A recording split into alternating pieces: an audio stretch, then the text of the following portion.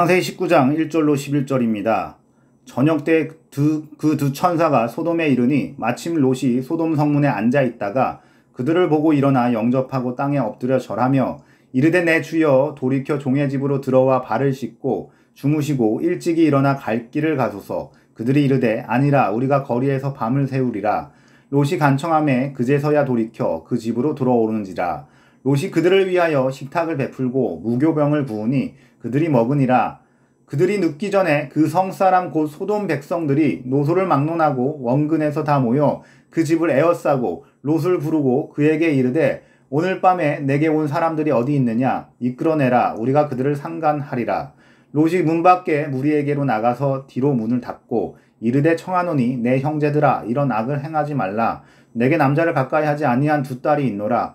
청하건대 내가 그들을 너희에게로 이끌어내리니 너희 눈에 좋을 대로 그들에게 행하고 이 사람들은 내 집에 들어왔은즉 이 사람들에게는 아무 일도 저지르지 말라. 그들이 이르되 너는 물러나라. 또 이르되 이 자가 들어와서 거류하면서 우리의 법관이 되려 하는도다. 이제 우리가 그들보다 너를 더 해하리라 하고 롯을 밀치며 가까이 가서 그 문을 부수려고 하는지라. 그 사람들이 손을 내밀어 롯을 집으로 끌어들이고 문을 닫고 문 밖에 무리를 대소를 막론하고 그 눈을 어둡게 하니 그들이 문을 찾느라고 헤매였더라. 오늘은 소돔과 고모라의 멸망의 원인, 소돔과 고모라의 멸망의 원인이라는 제목으로 하나님의 말씀 증거하도록 하겠습니다. 원인이 없는 결과는 없습니다. 그래서 인과응보라는 말이 있는가 봅니다. 흔히 악의 도시, 하나님의 심판으로 역사 속에서 어느 날 갑자기 호련히 사라져버린 도시의 대명사로 소돔과 고모라를 생각합니다. 어떤 사람들은 소돔과 고모라를 신화 속에서나 찾을 수 있는 도시로 생각하고 그 두 도성의 멸망을 그들과 아무 상관이 없는 듯 이야기합니다. 과연 그럴까요? 소돔과 고모라는 신화 속에 존재하는 도시가 아니라 실제했던 도성들이었습니다. 소돔은 사해바다 동남쪽에, 고모라는 요단 저지에 위치했던 가나안 지경의 성읍이었습니다. 땅이 기름지고 인근에 물이 위치한 관계로 고대 상업의 중심지로 발전할 수 있었습니다. 13장에는 애굽에서 나온 아브라함의 조카 롯이 베델과 아이 사이에서 정착하고 목축을 하는 장면이 나옵니다. 땅이 협소한 이후로 아브라함과 롯의 목자 간에 다툼이 잦아졌고 그로 인해 아브라함과 롯이 결별을 하게 되었습니다. 그때 롯이 선택한 땅이 바로 소돔과 고모라였습니다. 롯의 수식을 빌리자면 여호와의 동산 같고 애굽 땅과 같은 곳이었습니다. 얼마나 땅이 기름지고 사람이 살기 좋은 곳이었으면 그런 평가를 했겠습니까? 그러나 그 땅은 하나님을 몰랐고 온갖 제약이 간영한 곳이었습니다. 오죽하면 그들에 대하여 부르짖음이 여호와 앞에 크게 들렸을까요? 그러므로 소돔과 고모라는 하나님의 심판을 피할 수 없는 상황에 직면한 것입니다. 사랑하는 성도 여러분, 우리에게는 소돔과 고모라와 같은 것이 없습니까? 소돔과 고모라의 멸망은 오늘날 우리에게 영적 각성과 반성이라는 중요한 교훈을 제시합니다. 소돔과 고모라는 우리와 아무 관련이 없는 것이 아니라 하나님을 떠나 세상과 짝한 우리의 모습일 수도 있습니다. 이제 소돔과 고모라의 멸망의 이유를 살펴보며 영적 교훈을 얻도록 하겠습니다. 첫째는 성적 타락 때문입니다. 성은 양면성을 지니고 있습니다. 부부간의 성은 사랑을 확인하고 사랑을 더욱 깊게 하는 긍정적인 요소입니다. 잠언 5장 15절로 19절에는 아내를 우물과 샘으로 비유해 표현하면서 남편들이 온전히 자신의 우물과 샘에서만 물을 마실 것을 촉구하고 있습니다. 그와 더불어 자신의 물을 타인과 더불어 나누지 말 것과 자신의 샘물이 집 밖으로 넘치지 말게 거리로 흘러가게 하지 말 것을 확고하게 규정하고 있습니다. 또한 부부간의 사랑의 노력에 대해 복되게 하라, 즐거워하라, 그 품을 항상 족하게 여기며 그 사랑을 항상 연모하라 라고 하였습니다.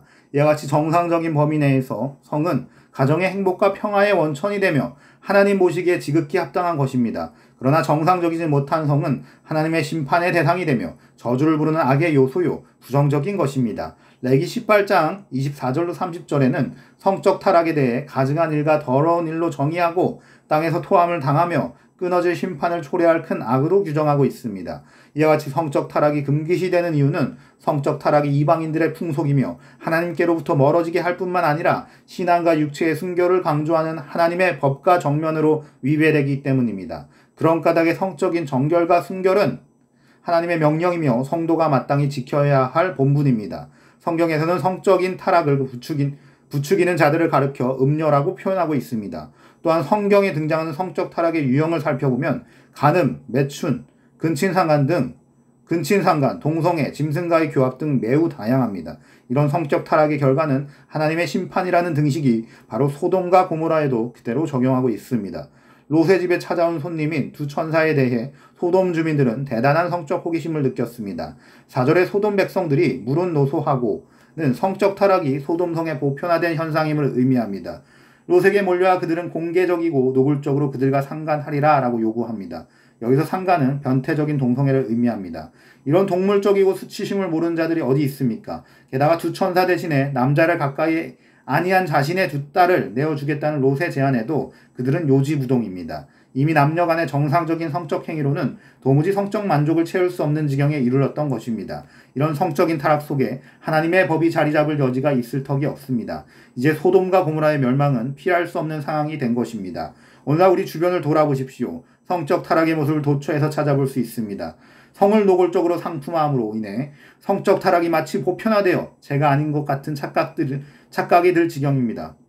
성적인 농담을 이해 못하면 일상의 대화를 할 수 없는 상황입니다.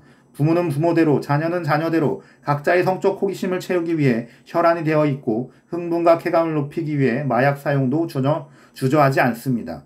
한마디로 멸망의 시대가 12시를 목전에 둔 상황이 바로 현재의 모습입니다. 둘째로 폭력이 난무했기 때문입니다. 34장에는 야곱의 딸 디나가 하몰의 아들 세겜에게 강간당하는 사건이 등장합니다. 누이의 비보를 전해들은 야곱의 아들들 중 시므온과 레이가 인간적 쾌락을 사용해 잔인하게 세겜성 사람들을 대량 학살하게 합니다. 이 사건으로 인해 시므온과 레이는 야곱의 인종시 칼은 잔해하는 기계로다. 그 분노대로 사람을 죽이고 그 혈기대로 소의 발목 행추를 끊었음이라 라는 평가를 들었고 그 대가로 그 노염이 혹독하니 분기가 맹렬하니 라는 저주를 예언받았습니다. 그런데 시므온과 레이의 과도한 폭력과 잔인한 행동은 하나님의 백성이 이방인들에게 치욕을 당한 분폴이라는 한 가닥 대의 명분이라도 있었기에 봐줄 구석이 있다는 평가가 가능합니다. 그러나 그 도성에 찾아온 낯선 사람들을 동성애하겠다고 롯에게 몰려와 내놓을 것을 요구하며 험악한 분위기를 조성하고 폭력을 행사하는 소돔성 주민들의 모습은 도무지 이해할 수 없는 부도덕하고 폐역한 것이었습니다.